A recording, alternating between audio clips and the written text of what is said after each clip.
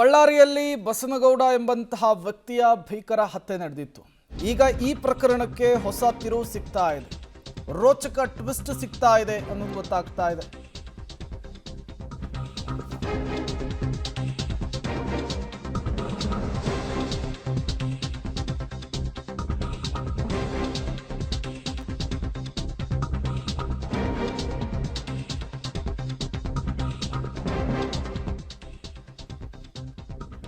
ಬಳ್ಳಾರಿಯಲ್ಲಿ ಬಸನಗೌಡ ಕೊಲೆ ಪ್ರಕರಣಕ್ಕೆ ಸಂಬಂಧಪಟ್ಟಂತೆ ರೋಚಕ ಟ್ವಿಸ್ಟ್ ಸಿಗ್ತಾ ಇದೆ.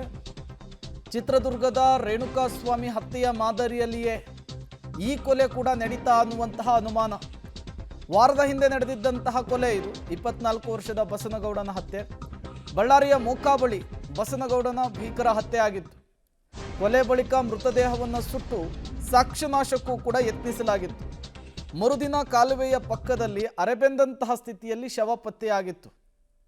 ಈಗ ಈ ಕ್ರೈಮ್ ಸಿನಾರಿಯೋವನ್ನು ಗಮನಿಸ್ತಾ ಇದ್ರೆ, ಆ ಶವದ ಸ್ಥಿತಿಯನ್ನು ಗಮನಿಸ್ತಾ ಇದ್ರೆ, ರೇಣುಕಾಸ್ವಾಮಿ ಚಿತ್ರದುರ್ಗದ ರೇಣುಕಾಸ್ವಾಮಿಗೆ ಯಾವ ರೀತಿ ಚಿತ್ರಹಿಂಸೆ ಕೊಟ್ಟು ಸಾಯಿಸಿದ್ರೋ ಅದೇ ರೀತಿಯ ಹತ್ಯೆ ಇಲ್ಲೂ ಕೂಡ ಆಯ್ತಾ ಬಸನಗೌಡನ ವಿಚಾರದಲ್ಲೂ ಅನ್ನುವಂತಹ ಪ್ರಶ್ನೆ ಮುನ್ನೆಲೆಗೆ ಬರ್ತಾ ಇದೆ. ಪೊಲೀಸರು ಇನ್ವೆಸ್ಟಿಗೇಷನ್ ಅನ್ನು ಕೂಡ ನಡೆಸ್ತಾ ಇದ್ದಾರೆ. ಹಾಗಾದರೆ ಹತ್ಯೆ ಮಾಡಿದ್ಯಾರು, ಯಾಕಾಗಿ ಹತ್ಯೆ ಆಯಿತು, ಎಲ್ಲವೂ ಕೂಡ ಗೊತ್ತಾಗಬೇಕಾಗುತ್ತೆ.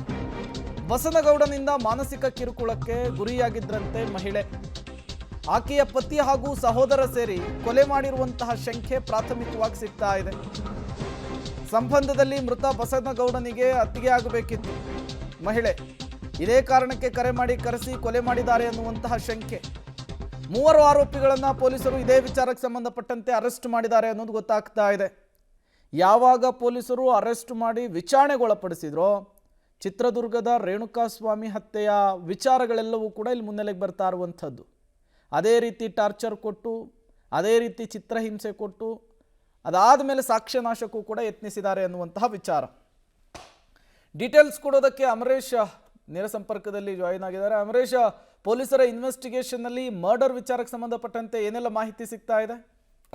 ಜೂನ್ 7ನೇ ತಾರೀಕಿಗೆ ಬಳ್ಳಾರಿ ಜಿಲ್ಲೆಯ ಮೋಕಾ ಗ್ರಾಮದ ಹೊರವಲಯದಲ್ಲಿ 24 ವರ್ಷದ ಬಸನಗೌಡ ಅನ್ನುವಂಥ ಯುವಕನ ಮೃತದೇಹ ಕೊಲೆ ನಂತರದಲ್ಲಿ ಅವ್ರನ್ನ ಸುಟ್ಟ ಅಂದರೆ ಅರೆಬೆಂದ ಸ್ಥಿತಿಯಲ್ಲಿ ಆತನ ಮೃತದೇಹ ಪತ್ತೆಯಾಗಿತ್ತು. ಆರಂಭದಲ್ಲಿ ಈತ ಸ್ನೇಹಿತರ ಜೊತೆಗೆ ಪಾರ್ಟಿ ಮಾಡ್ಲಿಕ್ಕೆ ಹೋಗಿದ್ದ. ತದನಂತರದಲ್ಲಿ ಸ್ನೇಹಿತರ ಜೊತೆಗೆ ಏನೋ ಒಂದಿಷ್ಟು ವಿಚಾರಕ್ಕೆ ಆಗೋದಾಗಿತ್ತು. ತದನಂತರದಲ್ಲಿ ಆತನನ್ನು ಕೊಲೆ ಮಾಡಿ ಸುಟ್ಟು ಹಾಕಿ ಹೋಗಲಾಗಿದೆ ಅನ್ನುವಂಥ ವಿಚಾರ ಆರಂಭದಲ್ಲಿ ಆ ರೀತಿ ಒಂದು ಸಂಶಯಗಳು ಮೂಡಿತ್ತು.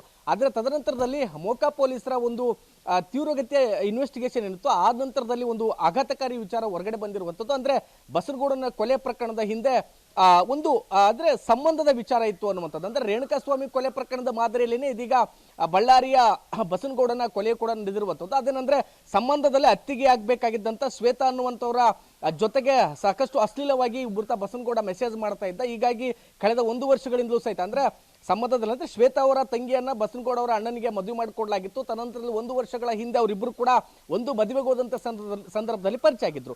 ಆಗ ಇಬ್ರು ಕೂಡ ನಂಬರ್ಗಳನ್ನ ಶೇರ್ ಮಾಡ್ಕೊಂಡ ನಂತರದಲ್ಲಿ ಬಸನಗೌಡ ಪದೇ ಪದೇ ಆ ಒಂದು ಶ್ವೇತಾಗೆ ಅಶ್ಲೀಲವಾಗಿ ಮೆಸೇಜ್ ಮಾಡ್ತಿದ್ದ, ಮತ್ತೆ ಬೇರೆ ರೀತಿಯಿಂದಲೂ ಕೂಡ ಪ್ರವೋಕ್ ಮಾಡ್ತಕ್ಕಂಥ ಕೆಲಸವನ್ನ ಮಾಡ್ತಿದ್ದ ಅನ್ನುವಂಥದ್ದು ಗೊತ್ತಾಗಿದೆ. ತದನಂತರದಲ್ಲಿ ಆತನ ಕಿರುಕುಳದಿಂದ ಬೇಸತ್ತಿದ್ದಂತ ಶ್ವೇತಾ ಏನಿದ್ಲು, ಆಕೆ ಗಂಡ ಮತ್ತು ಸಹೋದರನಿಗೆ ಈ ಒಂದು ವಿಷಯವನ್ನ ತಿಳಿಸಿದ್ಲು. ಅದಾದ್ಮೇಲೆ ಅವರೆಲ್ಲರೂ ಕೂಡ ಒಂದು ಪ್ಲಾನ್ ಅನ್ನ ಮಾಡಿ ಮೋಕಾ ಗ್ರಾಮಕ್ಕೆ ಬಸನಗೌಡನನ್ನ ಕರೆ ಮಾಡಿ ಕರ್ಸ್ಕೊಳ್ತಾರೆ. ಅಂದ್ರೆ ಆರಂಭದಲ್ಲಿ ಶ್ವೇತಾ ಬಸನಗೌಡನಿಗೆ ಕರೆ ಮಾಡ್ತಾಳೆ. ಕರೆ ಮಾಡಿ ಈ ಒಂದು ಲೊಕೇಶನ್ಗೆ ಬಾ ಅಂತೇಳಿ ಅಲ್ಲಿಗೆ ಕರ್ಸ್ಕೊಳ್ತಾರೆ. ಅದಾದ್ಮೇಲೆ ಶ್ವೇತಾ ಅವರ ಗಂಡ ಮತ್ತು ಸಹೋದರ ಇಬ್ರು ಕೂಡ ಒಂದು ಸ್ಥಳಕ್ಕೆ ಬರ್ತಾರೆ. ಆರಂಭದಲ್ಲಿ ಆತನನ್ನ ಕುತ್ತಿಗೆಗೆ ಹಗ್ಗದಿಂದ ಬಿಗಿದು ಕೊಲೆ ಮಾಡ್ತಾರೆ. ತದನಂತರದಲ್ಲಿ ಸಾಕ್ಷಿ ನಾಶ ಮಾಡೋದಕ್ಕೋಸ್ಕರ ಆತನ ಮೇಲೆ ಪೆಟ್ರೋಲ್ ಅನ್ನು ಸುರಿದು ಸುಟ್ಟು ಹಾಕುವಂತ ಕೆಲಸಕ್ಕೆ ಕೂಡ ಮುಂದಾಗ್ತಾರೆ. ಆದ್ರೆ ಬಸನಗೌಡನ ಮೃತದೇಹ ಅರ್ಧ ಬೆಂದ ಸ್ಥಿತಿಯಲ್ಲಿ 2ನೇ ದಿನ ಅಂದ್ರೆ ಕೊಲೆಯಾದ 2ನೇ ದಿನ ಅಂದ್ರೆ 8ನೇ ತಾರೀಕಿಗೆ ಪತ್ತೆ ಆಗಿತ್ತು. ಆಗ ಪೊಲೀಸರು ಮೋಕಾ ಪೊಲೀಸರು ಈ ಒಂದು ತನಿಖೆಯನ್ನು ತೀವ್ರಗೊಳಿಸ್ತಾರೆ. ಅದಾದ್ಮೇಲೆ ಗೊತ್ತಾಗಿರುವಂತದ್ದು ಪ್ರೇಮ್ ಕುಮಾರ್, ಅಂದ್ರೆ ಇಡೀ ಪ್ರಕರಣದ ಹಿಂದೆ ಬಸನಗೌಡ ಅಂದ್ರೆ ಸಂಬಂಧಿ ಒಬ್ಬರಿಗೆ ಮೆಸೇಜ್ ಮಾಡ್ತಿದ್ದ, ಅಶ್ಲೀಲವಾಗಿ ಮೆಸೇಜ್ಗಳನ್ನ ಮಾಡ್ತಿದ್ದ, ಬೇರೆ ರೀತಿಯಿಂದ ಅವ್ರನ್ನ ಕರೀತಾ ಇದ್ದ. ಹೀಗಾಗಿ ಬೇಸತ್ತಿದ್ದಂತ ಮಹಿಳೆ ಗಂಡ ಮತ್ತು ಸಹೋದರನಿಗೆ ಹೇಳಿದ್ಲು. ಅದಾದ್ಮೇಲೆ ಇಲ್ಲಿಗೆ ಕರೆದುಕೊಂಡೋಗಿ ಆತನನ್ನು ಕೊಲೆ ಮಾಡಿದ್ರು ಅನ್ನುವಂತ ವಿಚಾರ ಸದ್ಯಕ್ಕೆ ಇದೀಗ ಬೆಳಕಿಗೆ ಬಂದಿರುವಂತದ್ದು. Prem Kumar. Okay, thank you Amaresh ತಮ್ಮೆಲ್ಲ ಮಾಹಿತಿಗಾಗಿ.